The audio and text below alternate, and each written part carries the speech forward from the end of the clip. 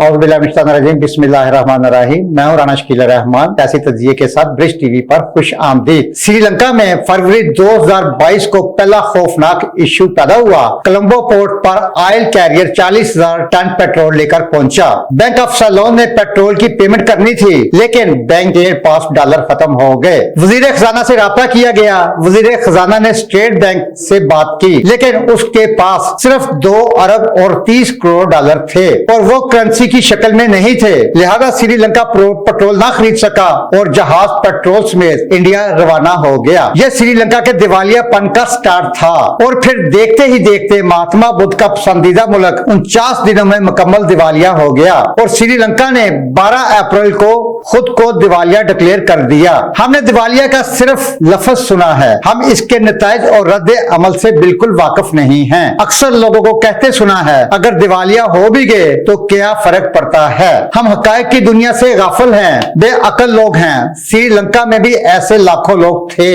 ये भी हुकूमत को कहते थे, हम अगर दिवालिया हो भी गए तो क्या फर्क पड़ता है। लेकिन आज सबसे ज्यादा लोग रो रहे हैं, सड़कों पर मुजाहिरे हो रहे हैं और सरकारी दफ्तरों और अहलकारों को निशाना बनाया जा रहा है। मगर ये अहलकार और सरकारी महकमे अब क्या कर सकते हैं। पूरा मुल्क इस वक्त टूटी हुई किश्ती की तरह समुद्र में हचकोले खा रहा है और पूरी दुनिया इसे बचाने और सहारा देने वाला कोई शख्स मौजूद नहीं है। आप अगर दिवालियापन को समझना चाहते हैं तो आप चंद मिसालें देख ले। श्रीलंका को 3000 मेगावाट बिजली चाहिए होती है, जबकि बिजली पैदा करने की सलाहियत 4000 मेगावाट है, लेकिन 80% बिजली थर्मल पावर प्लांट से पैदा होती है और ये प्लांट्स डीजल, फर्नेस ऑयल और कोयले पर चलते हैं। इनके लिए डॉलर चाहिए और श्रीलंका के पास डॉलर नहीं है, लिहाजा पावर प्लांट्स बंद हैं और नतीजे में मुल्क रोजाना 7.5 घंटे लोड शेडिंग होती है। सुबह 8 बजे से 1 बजे और शाम 6 बजे से 8:30 बजे तक पूरे मुल्क में बिजली नहीं होती और पूरा मुल्क अंधेरों में डूबा होता है। और लोड शेडिंग की वजह से टेलीविजन, मोबाइल सर्विसेज, दफ्तर, स्कूल, हॉस्पिटल्स, रेस्टोरेंट्स, चाय खाने और होटल्स बंद हो जाते हैं। ये सुनकर आपके जहन में ये सवाल भी आएगा, ये अदारे अपने जनरेटर्स क्यों नहीं चलाते। ये चला सकते हैं, लेकिन जनरेटर्स डीजल, पेट्रोल और फर्नेस ऑयल और गैस और कोयले से चलते हैं और ये सहूलतें इस वक्त मुल्क में मौजूद नहीं है। बिजली की बंदिश से ट्यूबवेल और पानी की मोटर्स नहीं चल रही। चुनाचा पूरे मुल्क में पानी और सीवरेज दोनों बड़े बहरान बन चुके हैं। पेट्रोल ना होने की वजह से पब्लिक ट्रांसपोर्ट भी बंद हो चुकी है और रेल सर्विस भी जाती गाड़ियां गैराजों में हैं या फिर पार्किंग लॉट्स और गलियों में। बच्चों के इम्तिहानात मंसूख कर दिए गए हैं क्योंकि एजुकेशन बोर्ड के पास इम्तिहानात की कापियां और सवाल छापने के लिए कागजात ही मौजूद नहीं है। ड्राइविंग लाइसेंस, शनाख्ती कार्ड और पासपोर्ट भी नहीं बन रहे क्योंकि प्लास्टिक शीट्स इंपोर्ट नहीं हो रही। श्रीलंका की एक्सपोर्ट का 52% टेक्सटाइल और गारमेंट्स पर मुंतकिल था।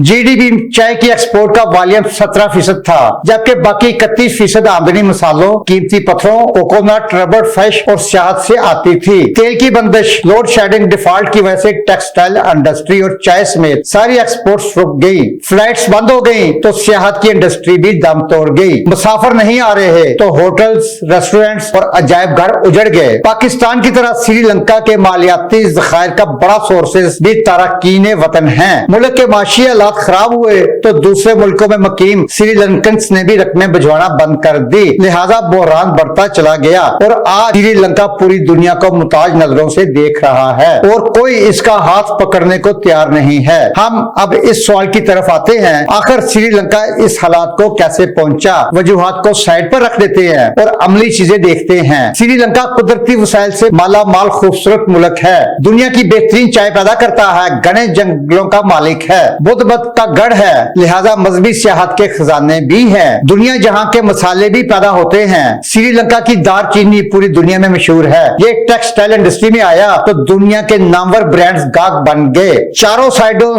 से समुद्र में घिरा हुआ है, लिहाजा हर किस्म का साहिल भी है और उन साहिलों पर सैकड़ों रिजॉर्ट्स और होटल्स भी हैं। 92.3% लोग पढ़े लिखे हैं। बेकारी भी रोजाना अखबार पढ़ते हैं। बड़े सगीर की कदीम तरीन लाइब्रेरी गाल शहर में है। ये हॉलैंड के जहाज रानों ने 1832 में बनाई थी और आज भी चल रही है।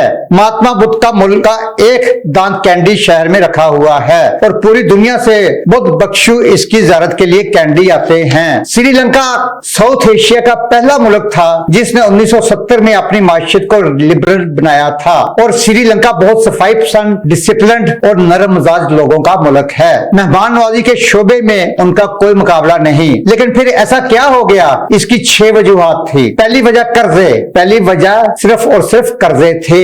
श्रीलंका को भी पाकिस्तान की तरह कर्जों की लत लग गई थी। ये ताजा हवा के लिए भी कर्जा ले लेता था। ये कर्जे बढ़ते बढ़ते GDP का 119% हो गए। यानी आप जो कुछ कमा रहे हैं वो और उसके साथ मजीद 20% कर्जों की किस्तों में दे रहे हैं। लिहाजा मुल्क हमारी तरह कर्जे की अदायगी के लिए भी कर्ज लेने पर मजबूर हो गया। दूसरी वजह पाकिस्तान की तरह श्रीलंका का बजट और तजारती खसारा भी बढ़ गया। यानी जितना बजट बनाते थे ये इससे ज्यादा खर्च कर देते थे और इन्हें जितनी आमदनी बरामदात से होती थी ये इससे ज्यादा रकम दरामदात पर खर्च कर देते थे। ये लोग भी हमारे बेचते कम और खरीदते ज्यादा थे। तीसरी वजह श्रीलंका में हमारी PIA और स्टील मिल की तरफ 502 ऐसे सफेद हाथी थे जिन पर बजट का 20% हिस्सा खर्च हो जाता था। इन अदारों में सियासी भर्तियां होती थी। सिर्फ दफ्तरों के ताले खोलने और बंद करने के लिए 20-20 लोग थे।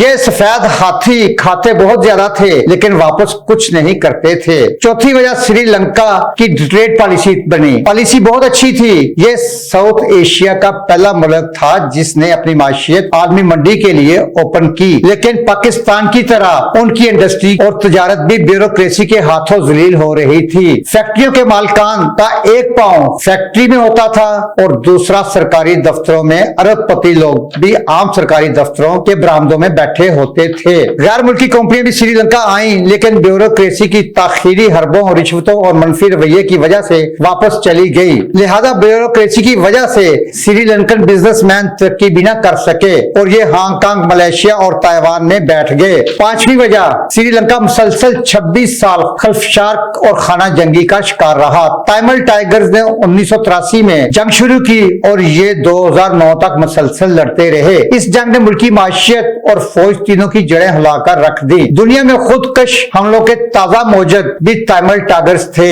खुदकश जैकेट इन लोगों ने बनाई थी। श्रीलंका ने पाकिस्तान की मदद से 2009 में इस आफियत पर काबू पाया लेकिन ये जाते जाते मुल्क का सब कुछ साथ ले गए। और छठी वजह श्रीलंका में तालीम बहुत है लेकिन पाकिस्तान की तरह अमली तालीम ना होने के बराबर है। लोग डिग्री होल्डर्स हैं मगर इनके पास हुनर कोई नहीं। लिहाजा पाकिस्तान की तरह श्रीलंका में भी हर शख्स नौकरी की दरख्वास्त जेब में डालकर फिर रहा था और इसका नतीजा डिफॉल्ट की सूरत में निकला। श्रीलंका की मिसाल देखकर आप ये बात आप समझ लें, दुनिया में कोई कौम कुदरत की फेवरेट नहीं होती। बनी इसराइल अल्लाह सुब्हान तआला की महबूब तरीन कौम थी लेकिन इसने भी जब कुदरत के सिस्टम की खिलाफ वर्जी की तो वो भी हजारों साल जलील और रुस्वा होती रही। क्यों? क्योंकि हम भी नेचर के सिस्टम से उल्ट चल रहे हैं। लिहाजा ये याद रखें, अगर अल्लाह ताला ने 22 मिलियन श्रीलंकन की कोई मदद नहीं की तो नालायकी, सुस्ती और नाअहली के मारे 220 मिलियन पाकिस्तानियों के लिए कोई गैबी इमदाद नहीं आएगी। और आप ये भी याद रखें, हम श्रीलंका से सिर्फ और सिर्फ 5 माह पीछे हैं और हम अगर इन 5 माह में खुद को न बचाया तो श्रीलंका के बाद हम अगली दिवालिया कौम होंगे। और अगर हम खुदा न खास्ता इस गड्ढे में गिर गए तो फिर हमें बाहर निकालने के लिए पहली कीमत ग्वादर और एटमी प्रोग्राम की शक्ल में अदा करना पड़ेगी और इसके बाद दूसरी, तीसरी और चौथी कीमतें भी मौजूद है। लिहाजा समझ जाएं, गुंजाइश नहीं है। मेरिट, इंसाफ, बराबरी, अतादिल अकरबा परवी पर नजरसानी करें और सख्त से सख्त फैसले करें। और ये काम chief justice of Pakistan, chief of army staff जैसी मुख्तलिफ कुव्वतें ही मिलकर कर सकती हैं। सियासतदान, ब्यूरोक्रेट्स, टेक्नोक्रेट्स मिलकर नेशनल एजेंडा बनाएं और मुल्क को दिवालियापन से बचाएं। जिन हजरात के पैसे बाहर हैं उनसे 6 माह साल का एग्रीमेंट कर लें, फिर बेशक वो अपना सरमाया दोबारा वापस ले जाए, वरना इस मुल्क में किसी को किसी से छुपने की मोहलत नहीं मिलेगी। चंद लोग जिनके लिए हम आपस में गुत्थम गुत्था हो रहे हैं, सब पिया देश पहुंच जाएंगे। नाजरीन, इस तजिए के साथ इजाजत दीजिए। अपने घर का, मोहल्ले का, शहर का, अपने खूबसूरत प्यारे पाकिस्तान की सफाई का खास ख्याल रखें। अल्लाह हाफिज।